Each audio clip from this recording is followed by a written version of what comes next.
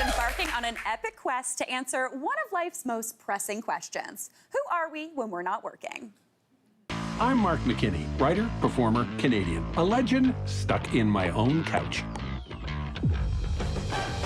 I am sincerely on the hunt for a hobby. Bird watching, singing, historical reenactment, You boy! puppetry, Camera's a little... and so much more. Don't make me choose.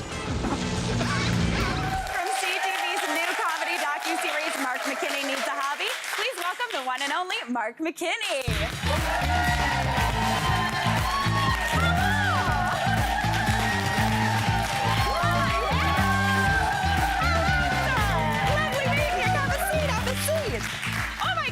Exciting. It is. I feel like you got like a hobby jacket on. You're ready. This is actually part of my wardrobe. Ah, very nice. I like it. I style up for the show. Oh, very nice. Well, Mark, huge congratulations on this show. It's such a great concept. So you trek across North America. Right. Looking for a new hobby and discovering so many different new amazing communities along the way. Yeah. So what inspired you to do this? Well, about a year and a half ago, there was an actors and writers strike in Hollywood, and I was sitting on my couch, doom scrolling like everyone else, going, isn't there more to life than this? Yeah. And then I went, no, probably not. Yeah.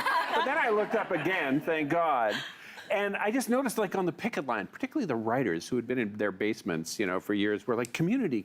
Oh my God, I get to talk to somebody. Yeah. And coincidentally, a friend of mine sort of like had an idea for something like this, and so we just went with it. Oh my gosh. Yeah. I love that. It's like that spark that kind of just like hit right. It did. Yeah. It was a moment, and it was and I also realized, hey, my first passion hobby was doing improv comedy, but it became my job. Interesting. It's like me with cooking. Yeah. I was like, I still love cooking, but it's also work now. Yes, it is. Confusing. I know. You want to. So maybe you should do something else. I know. So actually, on the I'm very weekends. excited because your premiere episode, you actually do my one favorite hobby, and that is bird watching. Oh, birding, yes. Yes. Okay. So first off, let's talk. Did you love it? Do you have a favorite bird now? Can you identify them by sound? Well, I have the Merlin app, as Obviously. I'm sure you do. This is an app you can get on your phone, download it, you stick your that bird that wakes you up at like 5 in the morning when you can't sleep. Well, now there's an app that'll tell you what kind of bird that is. Yeah. If you're curious. Yes. What is your spark bird? Oh my gosh, honestly, I like a red-winged blackbird. Really? They're spicy. I like how they're kind of like, ugh, but I Yeah. also love a northern flicker. Right. I'm a black tern kind of guy. Oh, interesting. Yeah. I love a tern. They got a weird scraw. They got a real scar, but they fly beautifully. They do. Much like the way I move. Okay. As you probably noticed when I came in. Yes, absolutely beautiful. So that was my friend. And we went to a Birds Canada. I got to hold a bird, release them. They do that thing where they catch them in the nets, and I got to ban them and let them go. So cool. Yeah, and we had the greatest guide, Paul Reese. Oh my gosh, that's amazing. So you get to discover all these things. So you've got so many amazing guests kind of on this show as well. You've got Margaret Cho, Deborah DiGiovanni, Canadian singing legend Billy Newton-Davis. How was it to kind of learn hobbies from these people? Well, Billy Newton-Davis was kind of there because I wanted to do singing, right? Okay, but when I opened my voice after not singing for 30 years,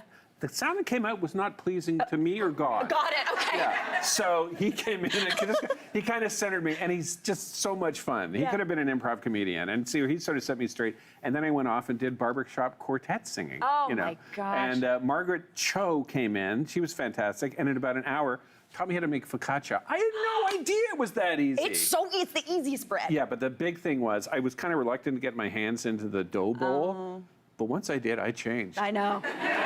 No, do you know what I mean? There's something about it that just feels right. Oh. Yeah. I didn't know I had these feelings. Yes. Yeah. Yes. Yeah. And Deborah DiGiovanni, who had the actual opposite reaction, was hanging out to sort of like go into her Italian heritage, because we wound up going to an Italian dinner society out in Glendora, and she sort of reconnected with the roots. And she was hilarious to hang out with. That's so fun. Yeah. So while you did this, while you kind of dipped your toe into so many different hobbies, did you find one that really surprised you that you were actually interested in, or? Yes. Yeah, I would say the two that really got to me. Well, one of them was barbershop quartet singing. Interesting. Yeah, which I think airs tonight. Yeah. On and that was to stand like among a group of people who were harmonizing. Yeah.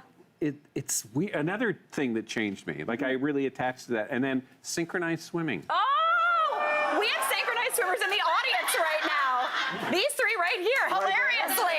Yes, yeah. You see my thighs? Yeah. It's all about the thighs.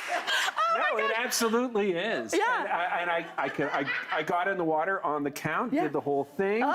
These were like good California synchronized swim group. Yeah. Oh my gosh, Mark, this has been a delight. Yeah. I am so excited about this show. Oh my gosh, thank you so much for stopping by. This has been absolutely delightful. Huge congrats. Yeah. Don't miss Mark McKinney Needs a Hobby, Wednesdays at 9 p.m. on CTV, CTV.ca, and the CTV app. Hey, Mary here. What did you think? Drop your comments below, and don't forget to like and subscribe for more of the good stuff.